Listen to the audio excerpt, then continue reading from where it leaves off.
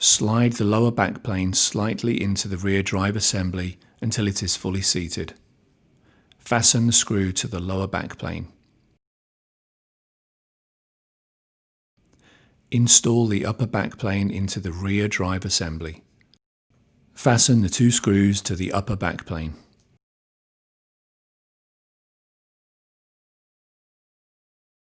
Align the left-hand side pin on the 7mm drive cage with the positioning slot on the securing clip.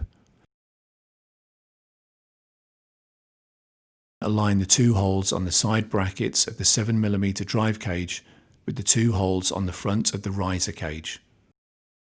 Install the 2 screws to secure the 7mm drive cage in place.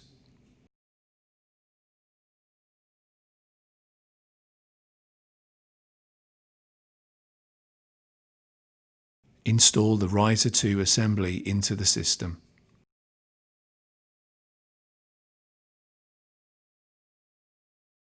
Connect the cables to the 7mm drive backplane.